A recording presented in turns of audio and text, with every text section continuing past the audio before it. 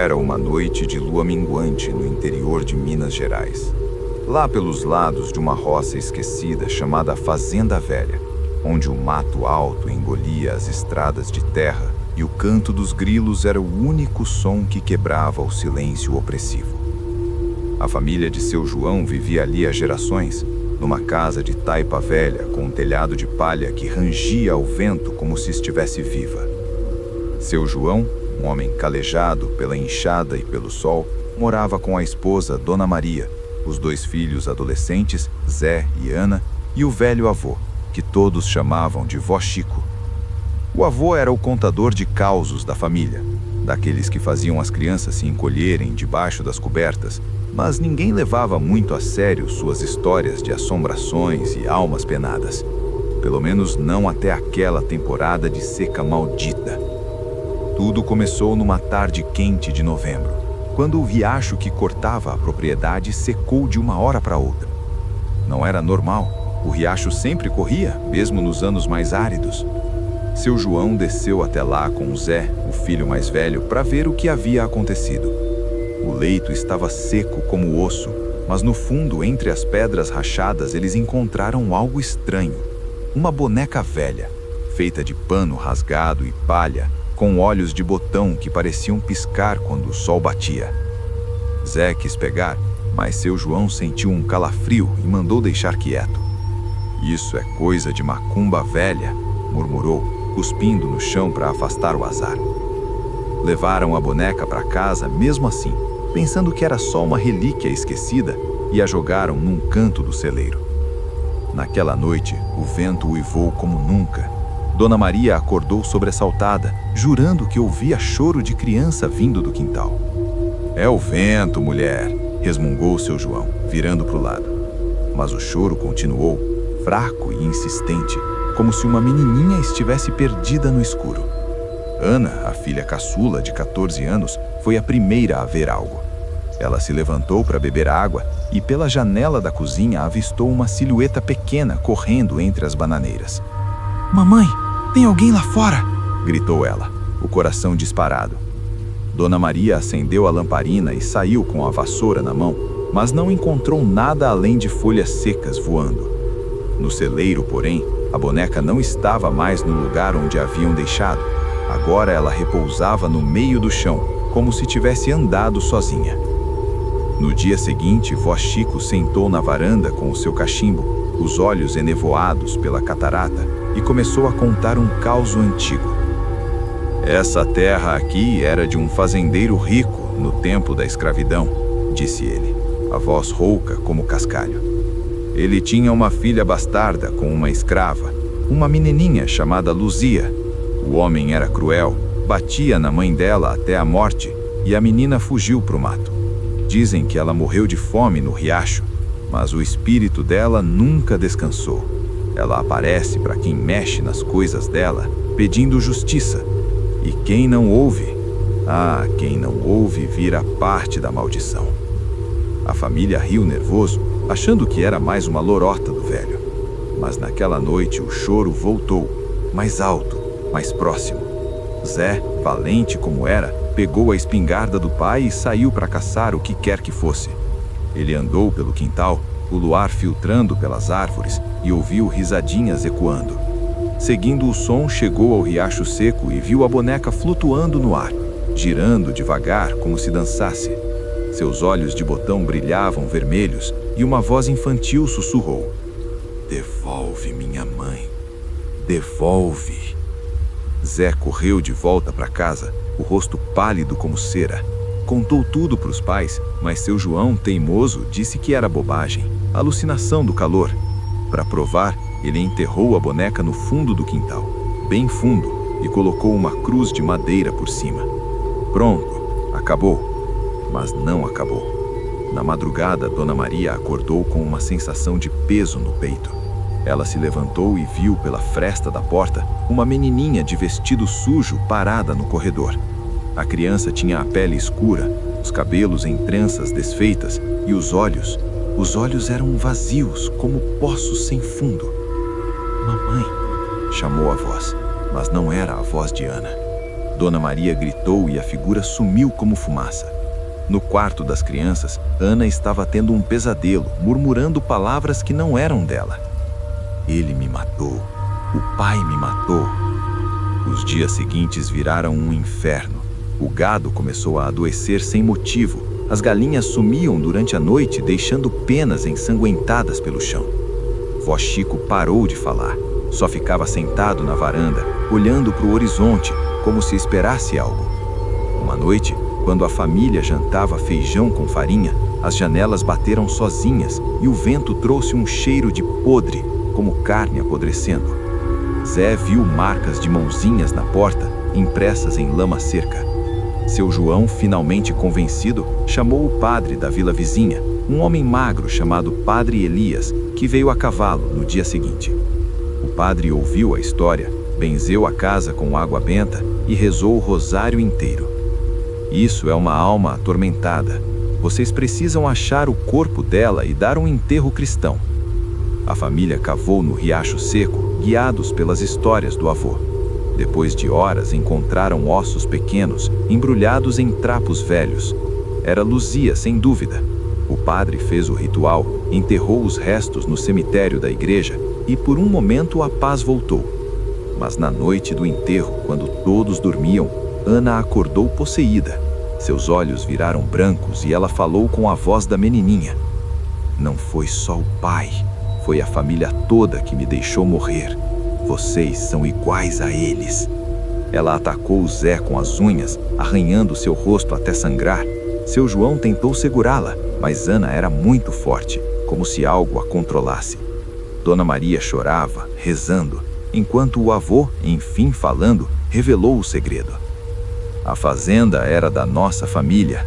O fazendeiro cruel era nosso bisavô. A maldição é nossa herança. A possessão durou horas. Ana levitava da cama, cuspindo palavras antigas em uma língua que ninguém entendia, talvez um dialeto africano misturado com português arcaico. O padre voltou correndo, mas dessa vez a entidade ria dele. Vocês não podem me mandar embora. Eu sou a terra agora.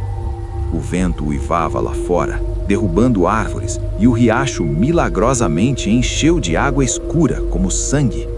Zé, desesperado, pegou a boneca que havia desenterrado por acidente durante a busca e a queimou no fogão. As chamas subiram altas e um grito ecoou pela casa. Um grito que fez os vidros racharem. Ana caiu no chão, exausta, mas viva. A menininha nunca mais apareceu, mas a família mudou. Seu João vendeu a fazenda e se mudou para a cidade, jurando nunca mais pisar na roça. Vó Chico morreu logo depois, sussurrando no leito de morte. Ela ainda está lá, esperando a próxima família. E dizem que até hoje quem passa pela fazenda velha à noite ouve choro de criança no vento e vê uma boneca velha boiando no riacho, com olhos que piscam, convidando os tolos a pegá-la. Se você for do interior, sabe, algumas terras guardam segredos que é melhor deixar enterrados, mas eles sempre voltam à tona. Era uma noite sem estrelas no sertão da Paraíba, perto de uma rocinha isolada chamada Sítio do Espinho, onde o solo seco rachava como pele velha e o vento carregava o cheiro de poeira e mato queimado. A família de seu Ramiro morava ali, numa casinha de adobe com paredes caiadas que tremiam nas ventanias. Seu Ramiro era um homem forte, de mãos grossas como raízes, que tirava o sustento da terra magra, plantando milho e criando umas poucas cabras. Com ele viviam Dona Lourdes, sua esposa devota, que pendurava crucifixos em todo canto, e os 3 filhos. O mais velho, Pedro, de 17 anos, que ajudava no roçado, a menina do meio, Rita, de 12, curiosa como um gato, e o caçula, Toninho, de 8, que ainda acreditava em Papai Noel, mas temia o escuro. O avô deles, Vozé, completava a família, um velhinho mirrado que passava os dias mascando fumo e contando lendas antigas ao redor da fogueira, histórias que faziam as crianças rirem durante o dia, mas se esconderem à noite. Tudo começou numa quinta-feira santa, época em que o povo do interior evita sair de casa depois do sol se pôr por medo das almas que vagam. A seca estava braba naquele ano e o riacho que abastecia o sítio havia virado um leito de pedras quentes. Seu Ramiro e Pedro saíram cedo para caçar tatu no mato, mas voltaram com as mãos vazias e uma história esquisita. Ouvi um relincho lá no espinheiro, disse Pedro, os olhos arregalados. Mas não era cavalo normal, pai. Era como se o bicho estivesse chorando e tinha um fogo azul dançando no ar. Seu Ramiro riu, batendo no ombro do filho. É o vento brincando com sua cabeça, menino. Ou talvez um jumento perdido. Mas Dona Lourdes, que era supersticiosa, cruzou os braços e murmurou uma oração baixa. Cuidado com a mula sem cabeça, Ramiro. Minha avó contava que ela aparece em noites assim para punir os pecadores. Vosé, sentado no alpendre com seu chapéu de palha desfiado, acendeu o cachimbo e começou a fiar o causo. A mula sem cabeça é maldição de mulher que pecou com padre, explicou ele, a voz grave como trovão distante. De dia é gente como a gente, mas à noite vira uma mula sem cabeça, com fogo saindo do pescoço, galopando pelos caminhos, relinchando como alma penada. Quem ouve o chamado dela e não reza, vira presa. Ela arrasta o infeliz para o inferno, deixando só cinzas no chão. As crianças escutaram boquiabertas, mas Rita, a mais ousada, perguntou: "E como se livra dela, avô?" O velho cuspiu no chão. Só com ferro freu no fogo dela, ou rezando o credo de trás para frente. Mas poucos sobrevivem para contar. Naquela noite, o silêncio do sertão foi quebrado por um som distante, um galope pesado, como cascos batendo na terra dura, misturado a um relincho que soava como grito de mulher em agonia. Toninho acordou chorando, agarrado à mãe. "Tem um monstro lá fora, mamãe!" Dona Lourdes acalmou o menino, mas ela mesma sentiu um arrepio quando viu pela janela entreaberta um brilho azulado piscando no horizonte, como chamas dançando no breu. Seu Ramiro pegou a lanterna e saiu para ver, pensando que era algum ladrão de gado. Ele andou pelo quintal, o coração acelerado, e ouviu o galope se aproximando. De repente, do meio do espinheiro surgiu a coisa, uma mula enorme, preta como carvão, sem cabeça, com labaredas azuis e vermelhas jorrando do toco do pescoço. Os cascos faiscavam no chão, deixando marcas queimadas. Seu Ramiro congelou, o suor frio escorrendo pelas costas. A mula parou a uns metros, relinchando alto, e ele jurou que ouviu uma voz no vento: "Pecador, venha." Ele correu de volta para casa, trancando a porta com as mãos tremendo. Contou para a família, mas omitiu o pavor que sentiu, dizendo que era só um animal selvagem. No dia seguinte, encontraram uma das cabras morta no curral, com o corpo chamuscado como se tivesse sido atingido por raio, mas sem marca de queimadura externa, só o cheiro de enxofre pairando no ar. Pedro e Rita saíram para investigar o espinheiro contra as ordens do pai. Lá acharam pegadas fundas no solo, em forma de casco, circundadas por cinzas. Rita, teimosa, pegou uma pedra queimada e guardou no bolso, achando que era amuleto. "Vai nos proteger", disse ela para o irmão. Mas, à noite, o galope voltou, mais perto, circundando a casa como se a mula farejasse algo. Os dias viraram um tormento. As plantas do roçado murchavam sem explicação, o poço secava mais rápido e os cachorros uivavam sem parar, até que um deles sumiu, deixando só um rastro de pelos queimados. Vosé parou de contar histórias, só ficava rezando o terço, os olhos fixos na escuridão. Uma noite, enquanto a família tentava dormir, Rita acordou com uma coceira no bolso. A pedra estava quente, pulsando como um coração. Ela atirou e viu que brilhava azul, igual ao fogo da mula. Assustada, jogou fora pela janela, mas foi tarde.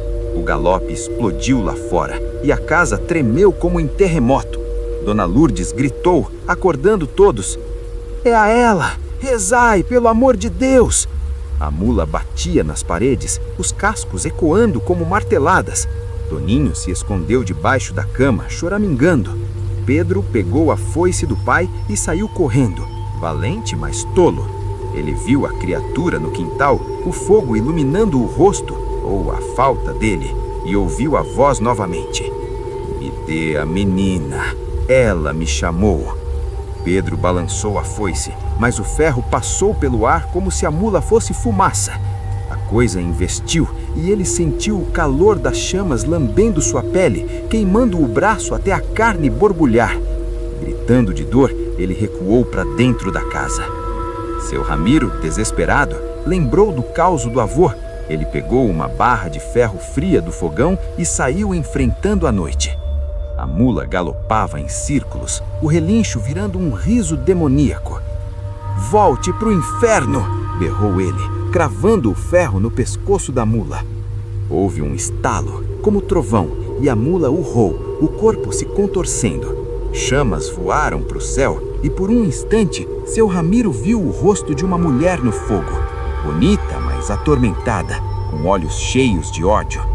A visão sumiu e a mula desapareceu no ar, deixando só um cheiro de enxofre e um silêncio pesado.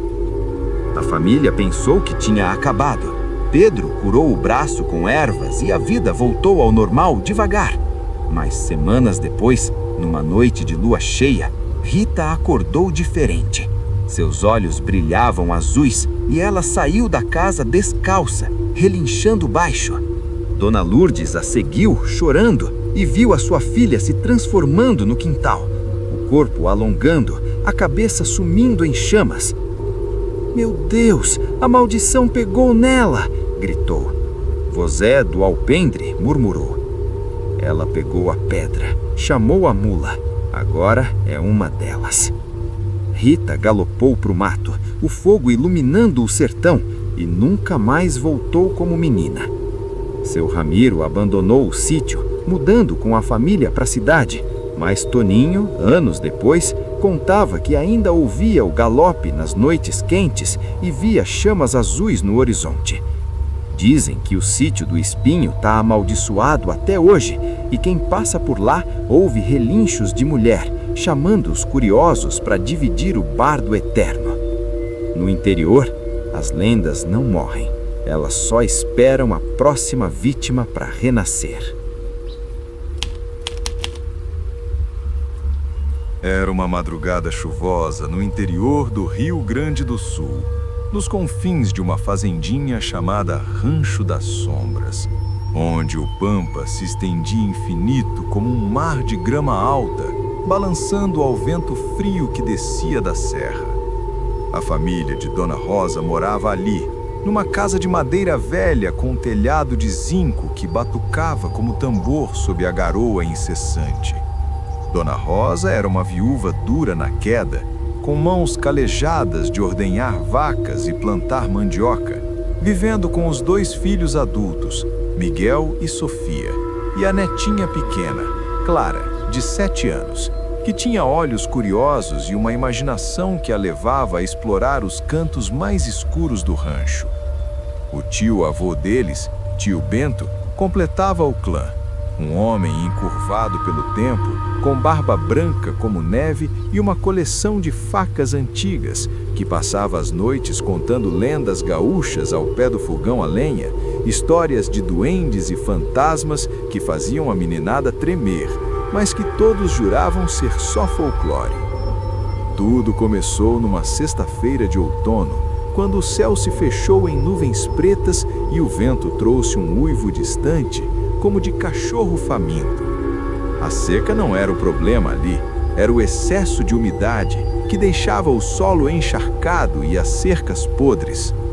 Miguel, o filho mais velho, saiu para consertar a porteira do curral, que havia caído durante a noite. Ele encontrou algo estranho preso na lama, uma pegada enorme, como de lobo, mas com marcas de unha humana, funda o suficiente para caber um punho inteiro. deve ser um cachorro vira-lata grande, murmurou ele, chutando terra por cima. Mas Sofia, que ajudava na horta, viu mais.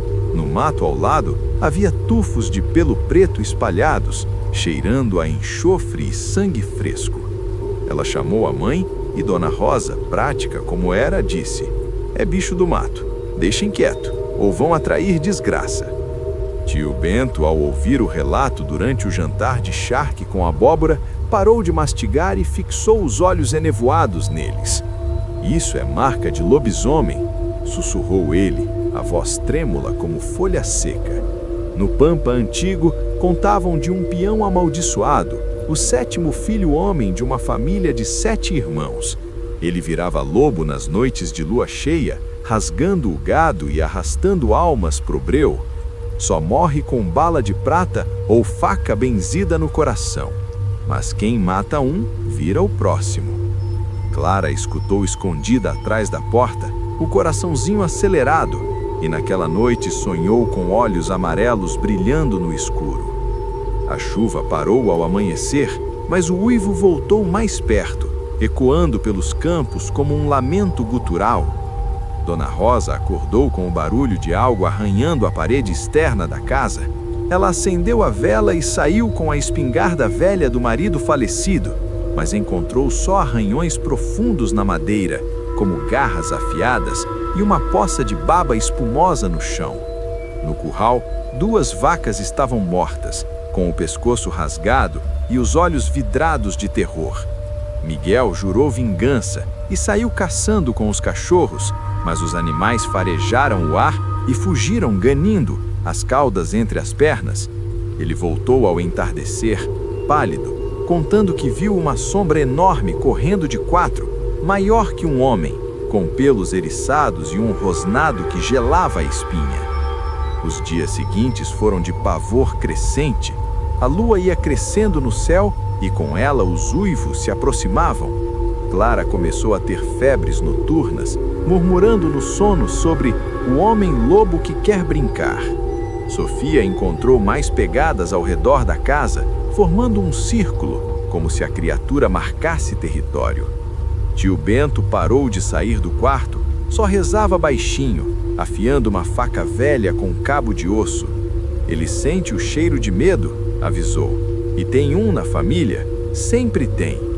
Uma noite, enquanto a família velava em silêncio, o uivo explodiu do lado de fora, seguido de batidas na porta. Não como punhos, mas como patas pesadas. Dona Rosa barrou a entrada com móveis, mas as janelas tremiam e pelo vidro embaçado eles viram olhos amarelos brilhando, famintos. Miguel, impulsionado pela raiva, abriu a porta e disparou a espingarda no breu. O tiro ecoou, mas o que voltou foi um rugido ensurdecedor. A criatura investiu, derrubando-o no chão. Sofia gritou ao ver um homem deformado, meio lobo, meio humano, com presas salientes e garras curvadas, o pelo coberto de lama e sangue. Ele mordeu o ombro de Miguel, rasgando a carne, antes de recuar uivando quando tio Bento jogou água benta nele. A família trancou tudo, cuidando do ferido, mas Miguel ardia em febre, os olhos mudando de cor devagar, ficando amarelados. A lua cheia chegou como uma maldição. Clara desapareceu do quarto durante a madrugada e elas encontraram-na no Pampa, parada como em transe, chamando: "Vem brincar, tio." Sofia correu atrás, mas o lobisomem surgiu das sombras, maior que nunca, o focinho babando. Dona Rosa pegou a faca benzida de tio Bento e enfrentou a besta, cravando-a no peito peludo. Houve um urro que abalou o rancho e a criatura se contorceu, transformando de volta. Era tio Bento, o rosto retorcido em agonia, revelando o segredo. Ele era o 7º filho, amaldiçoado desde o nascimento, escondendo a maldição por décadas. Tio Bento morreu ali, os olhos perdendo o brilho amarelo, mas não antes de sussurrar: "Agora é com vocês." Miguel, mordido, começou a uivar nas noites seguintes, os pelos crescendo, e a família fugiu do rancho, abandonando tudo. Dizem que o Rancho das Sombras está vazio até hoje, mas nas luas cheias, os vizinhos ouvem uivos ecoando pelo pampa e veem pegadas humanas virando de lobo, circulando as casas vazias. No interior gaúcho, as maldições correm no sangue e, uma vez mordido, não tem volta, só a eternidade correndo sob a lua.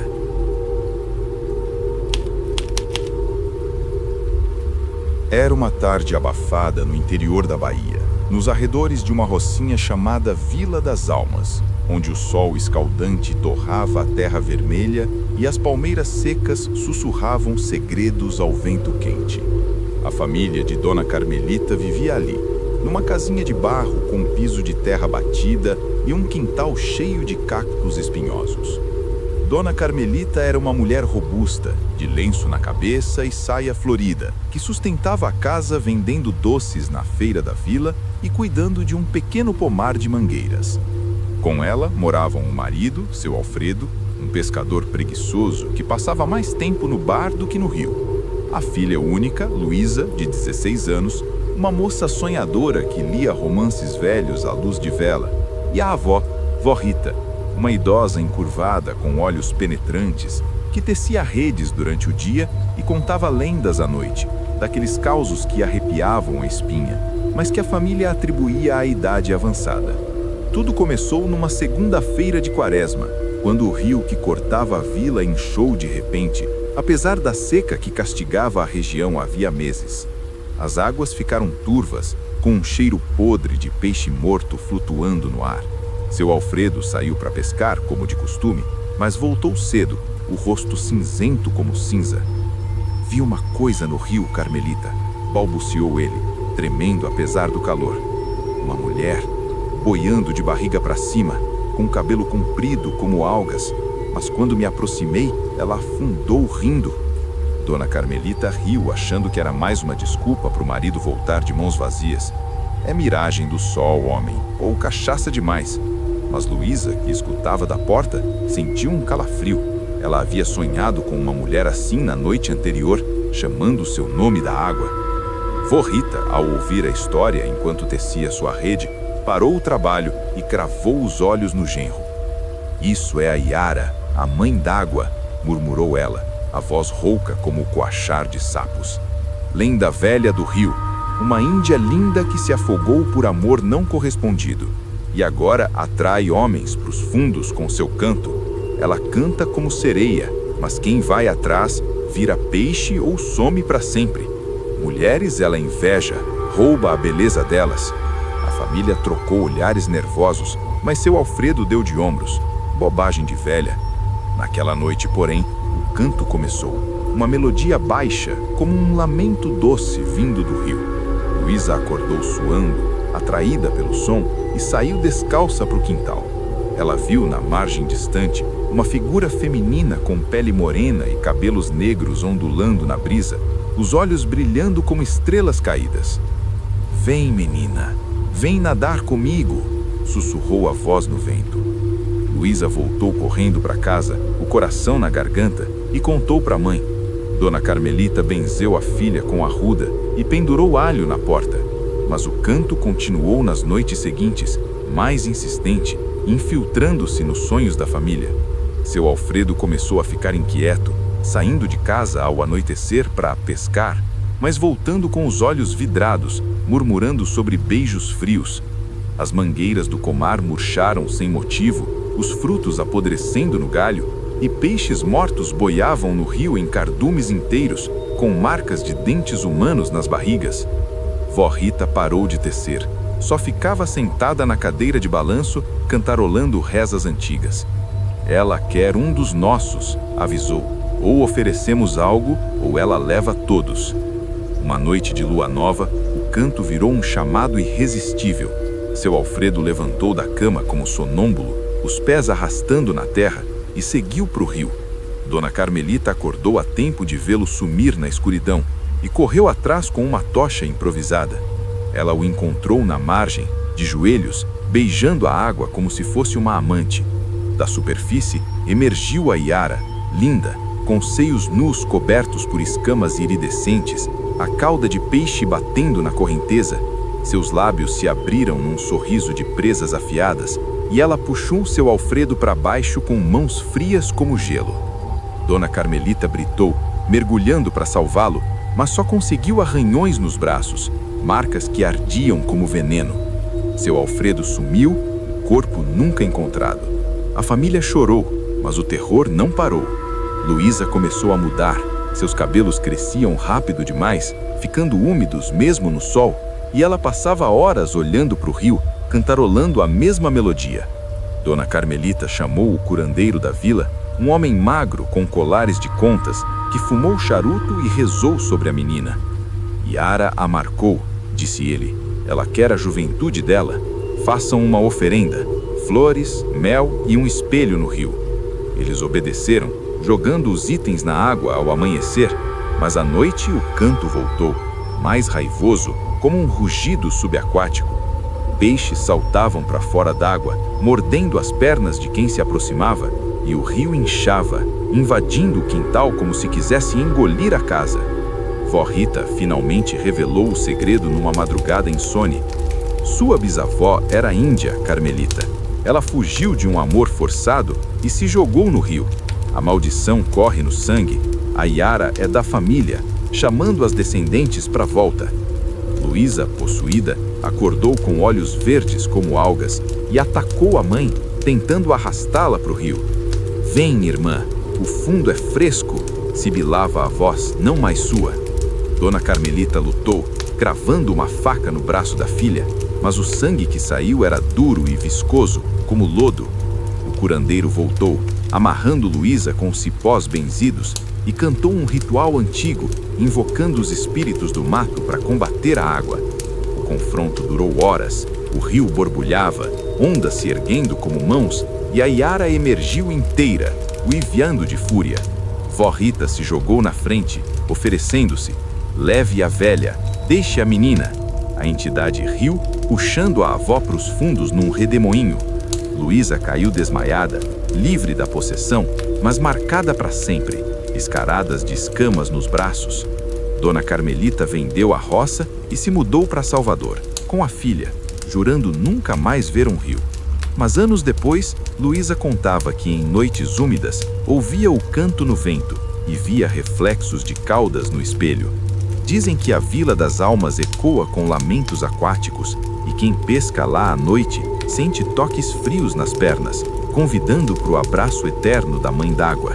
No interior baiano, as águas guardam memórias que não se afogam, elas só esperam a maré certa para voltar.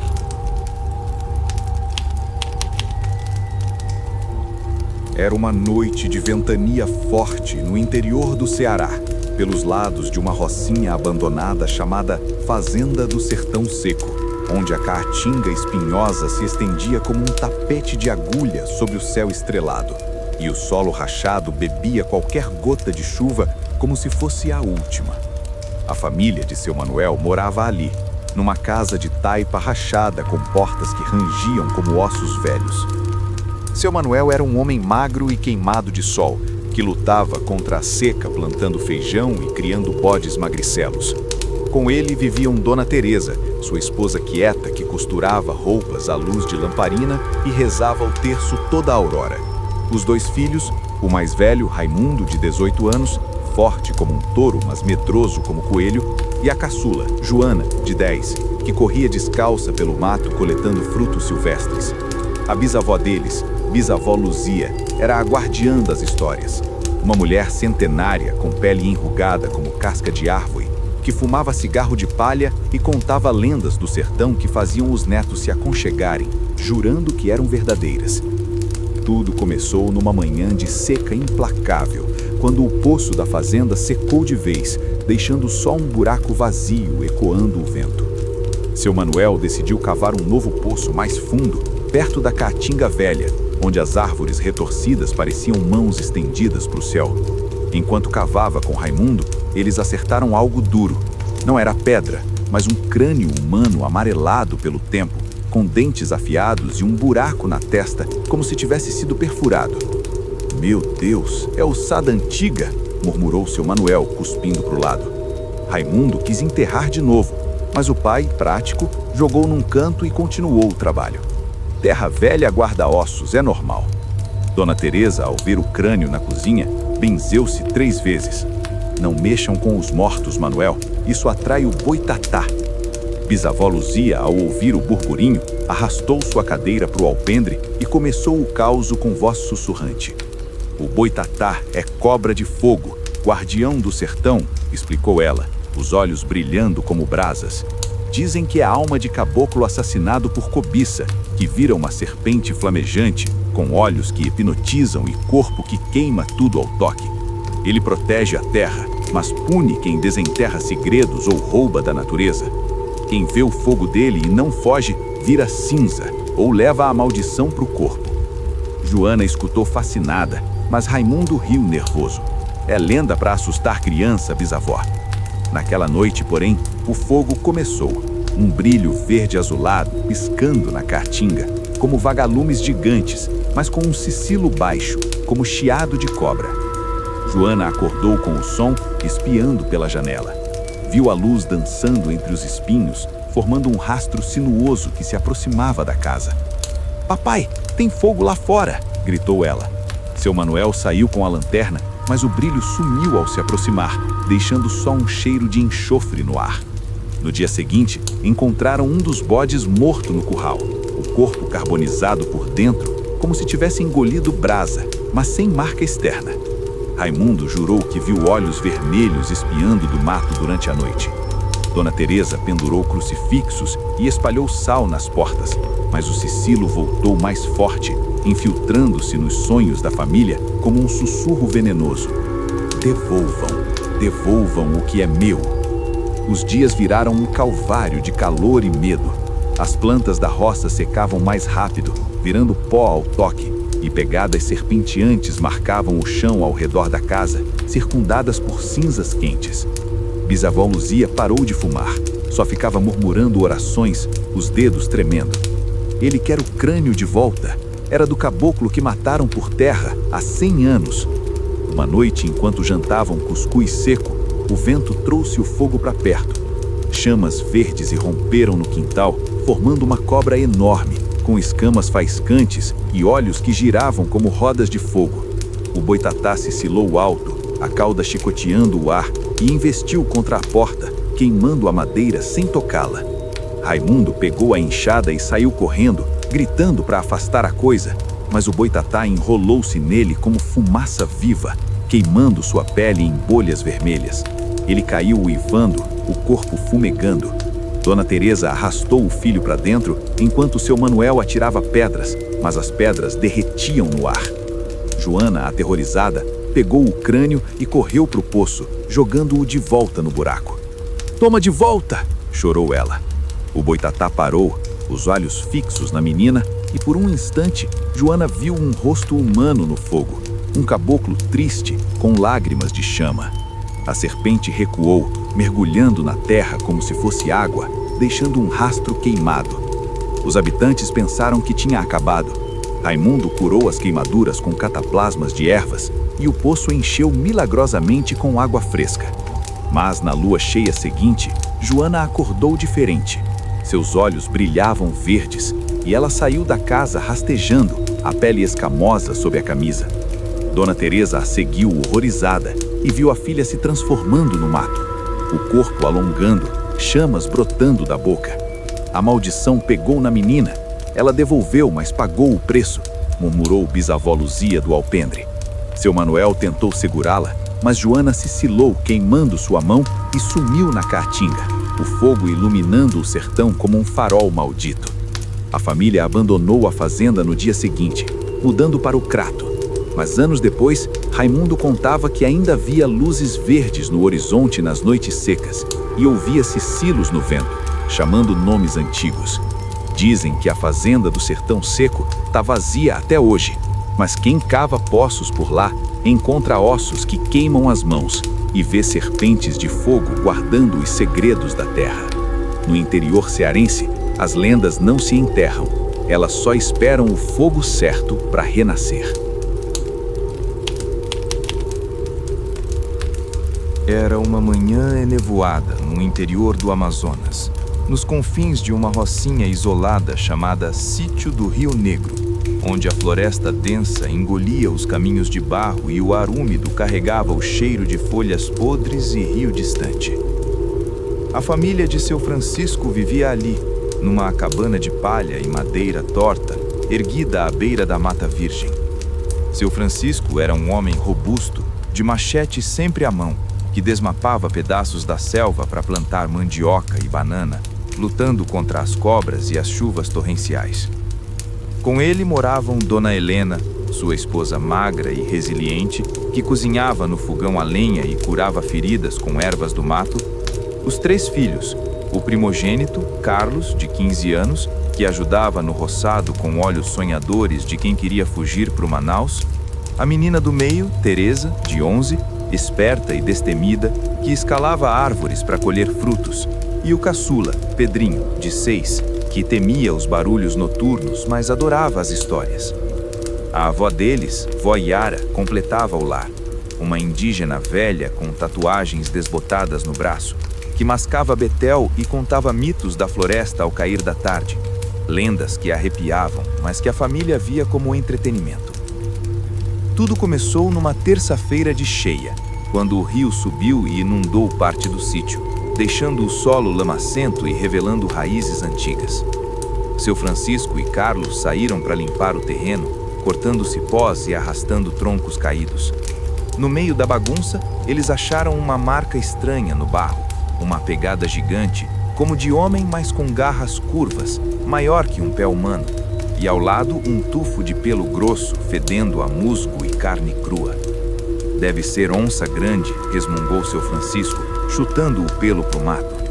Mas Teresa, que bisbilhotava por perto, pegou um pedaço e guardou no bolso, achando que era troféu. Dona Helena, ao ver a pegada numa foto que o menino tirou com o celular velho, sentiu um aperto no peito. Não mexam com isso, Francisco. A floresta tem olhos. Vó Yara, ao escutar o relato durante o almoço de peixe assado, parou de mastigar e fixou os olhos pretos como breu na neta. Isso é marca do mapinguari, sussurrou ela, a voz ecoando como vento em caverna. Criatura antiga, protetor da mata, corpo como homem-urso, coberto de pelo impenetrável, um olho só na testa que brilha como lanterna, e a boca no bucho, cheia de dentes que trituram ossos. Ele ruge como trovão e fede a podridão. Pune quem desmata sem respeito, arrastando os culpados para o fundo da selva, onde viram parte das árvores.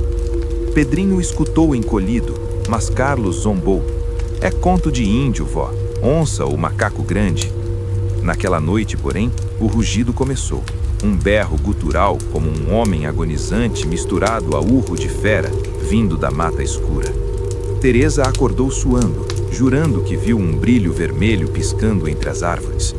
O rugido continuou nas noites seguintes, mais próximo, fazendo os cachorros uivarem e fugirem para o rio.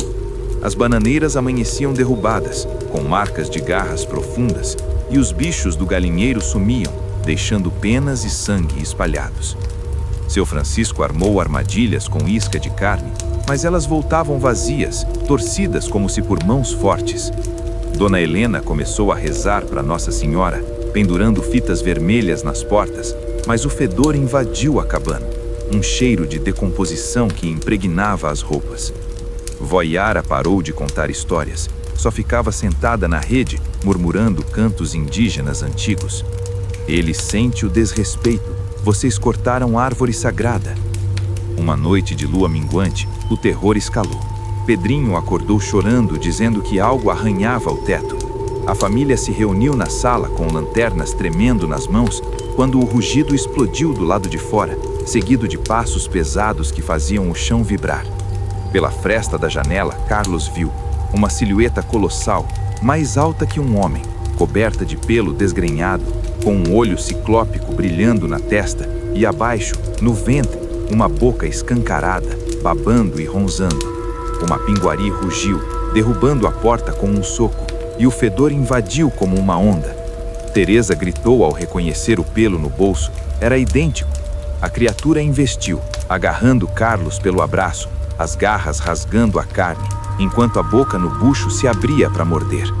Seu Francisco pegou o machado e golpeou, mas a lâmina quicou no pelo como em pedra. Dona Helena jogou óleo quente queimando o olho e o monstro recuou uivando, sumindo na mata com um rastro de sangue negro. Carlos sobreviveu, mas febril murmurando sobre visões de florestas infinitas. Vó Yara, enfim, confessou o segredo ao amanhecer.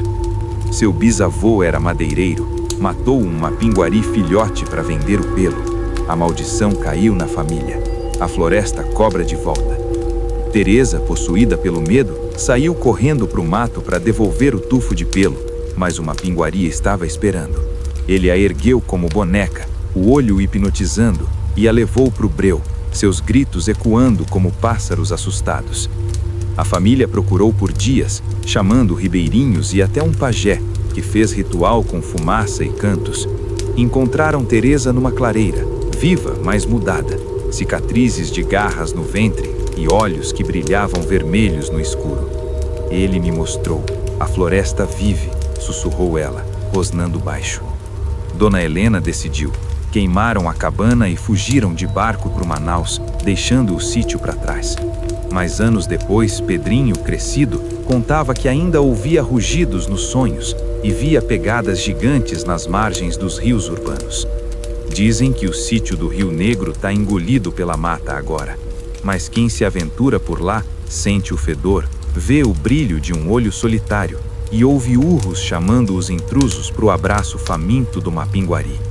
Na Amazônia profunda, a floresta não esquece, ela só espera o próximo corte para se vingar. Era uma tarde de poeira vermelha no interior de Goiás, nos rincões de uma rocinha chamada Fazenda das Pedras, onde o cerrado se espalhava como um mar de arbustos retorcidos e o sol escaldante transformava o ar em um forno vivo. A família de seu Geraldo habitava ali, numa casa de adobe com telhado de telhas velhas que chiavam nas rajadas de vento seco. Seu Geraldo era um homem atarracado, de bigode farto e mãos endurecidas pela enxada, que tirava o pão de cada dia caçando tatu e plantando soja em terra ingrata. Com ele viviam Dona Francisca, sua esposa devota que bordava toalhas à luz do dia e acendia velas para santos à noite. Os dois filhos, o mais velho, Tiago, de 19 anos, um rapaz teimoso que sonhava com a cidade grande, e a caçula, Mariana, de 13, que vagava pelo cerrado coletando pedras coloridas e ervas selvagens. O tio deles, tio Zeca, era o contador de prosas, um homem manco de uma perna, com cicatriz de onça no rosto, que bebia café amargo e fiava lendas ao pôr do sol. Causos que arrepiavam, mas que todos achavam exagero de velho. Tudo começou numa quarta-feira de estiagem braba, quando um riachinho que serpenteava pela fazenda virou um filete de lama. Seu Geraldo saiu com Tiago para caçar no cerrado, armados com espingardas enferrujadas, em busca de capivara ou veado. No meio do mato alto, eles toparam com pegadas estranhas, marcas de pés humanos, mas viradas para trás, como se alguém andasse de costas, fundas o suficiente para indicar um peso incomum.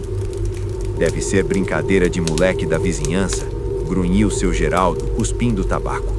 Mas Mariana, que o seguira escondida, achou uma folha de árvore com uma marca de dente afiado e guardou no saquinho de pano.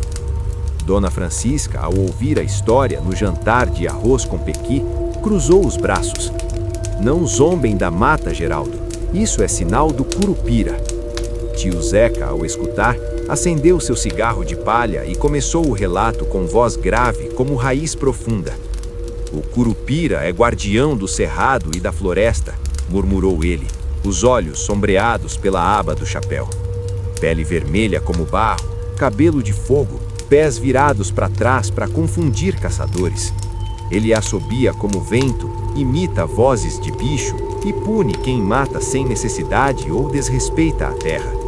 Quem segue suas pegadas, some no mato, vira árvore ou bicho e a maldição cai na família inteira. Tiago riu alto, batendo na mesa. É papo furado, tio. Pé para trás, eu caçaria esse bicho e venderia o couro.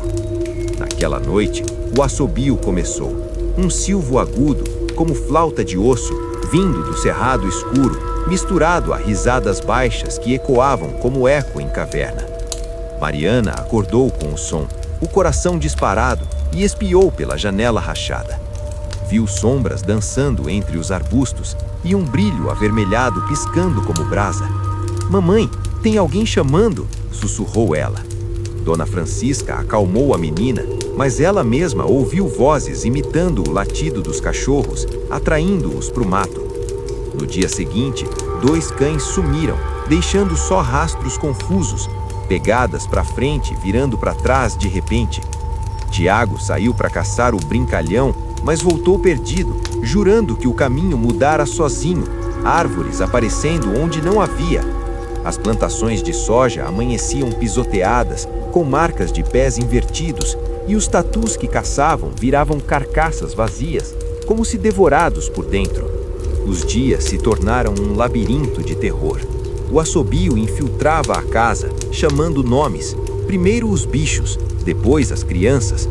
Tio Zeca parou de falar, só ficava afiando sua faca, murmurando: "Ele sente o desrespeito, vocês caçaram demais." Uma noite, enquanto a família tentava dormir sob o calor sufocante, o assobio virou um chamado irresistível. Tiago levantou como hipnotizado, os olhos vidrados, e saiu para o cerrado, seguindo vozes que imitavam a de sua mãe. Dona Francisca correu atrás com a lanterna, mas o mato parecia vivo, cipó se enroscando nas pernas, caminho se fechando. Ele encontrou o filho numa clareira, de joelhos diante da coisa. Um ser baixinho, pele cor de terra queimada, cabelo flamejante, pés virados para trás, olhos verdes como folhas venenosas. O curupira assobiou e Tiago gritou ao sentir raízes crescendo em suas pernas, enraizando-o no solo. Dona Francisca chegou a tempo, jogando sal e rezando alto, mas o curupira riu, imitando sua voz perfeitamente. "Vem, mulher, vem pro mato."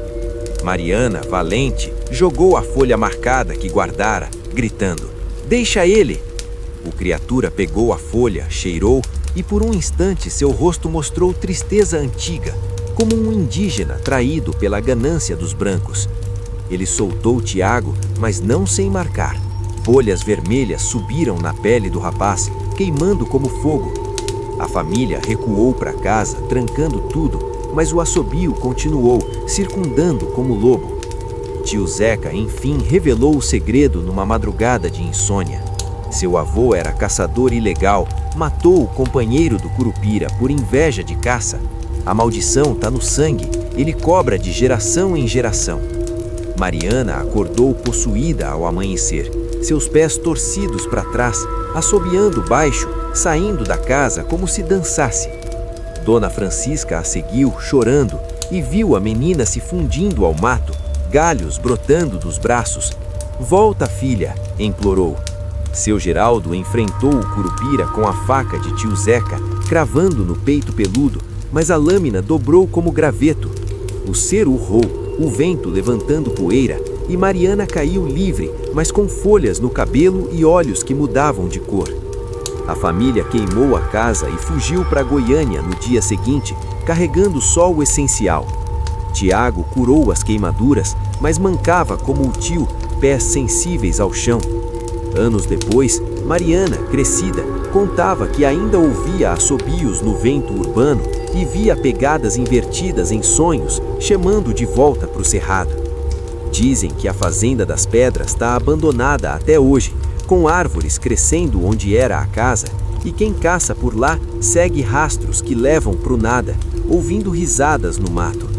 No interior goiano, a terra não perdoa, ela só inverte o caminho para te perder para sempre.